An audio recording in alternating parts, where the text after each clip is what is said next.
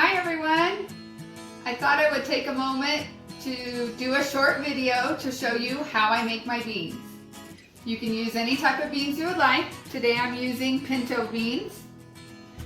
You use salt and water. Very easy. I like to cook in a pressure cooker, but you don't have to. You can easily do the same thing on a stove. Since I'm using a pressure cooker, I'll just add a little less salt while it's cooking. So I've already cleaned and rinsed my beans, and all we do is add them to the pressure cooker and add water. I like to do it about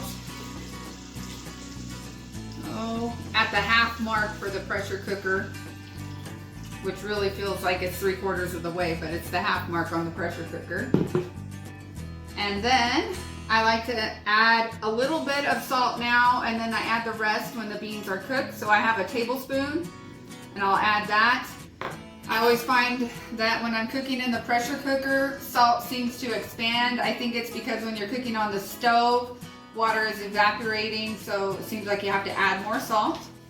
So I'm gonna put the lid on my pressure cooker. Maybe. Hard to do this way.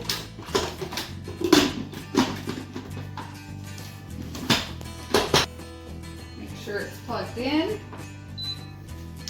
And then for pressure cooking, I like to cook my beans for an hour and 15 minutes. If you're using a smaller bean type, you can probably do it a shorter amount of time.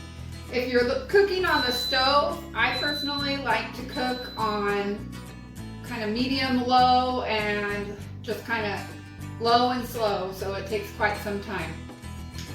So what we'll do is we'll let this cook, and then I will show you at the end how I make my refried beans. So now our beans are fully cooked, and I have let the steam out of the Instapot, and we are ready to make our refried beans. I do this a number of ways. Sometimes I do them a vegetarian style, where I'll fry some onion and maybe a couple dried chilies. But today I had some bacon, bits and pieces, so it's the ends and pieces. I like to buy the big packs of that because you can use that for seasoning. So what I'm going to do is just slide these into my pan and let them cook.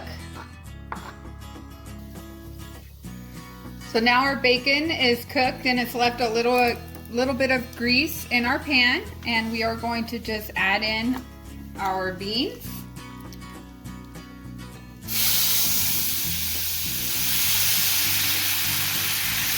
You do want it hot like that so it sizzles when you put your first scoop of beans in there. Be sure to get enough liquid. Oops. Now we're going to let this boil. I had turned it off for a second. Bring it all to a boil.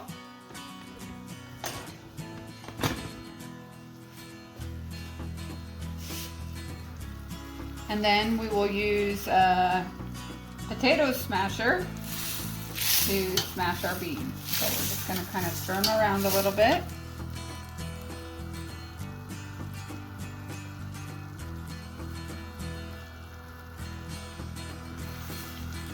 And we just start smashing.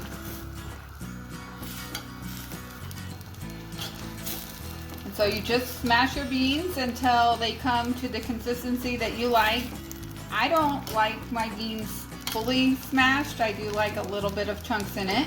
So for me, this is how I like it. If you like it more smashed, you can just smash it more. And you can serve this along with any dish that you make.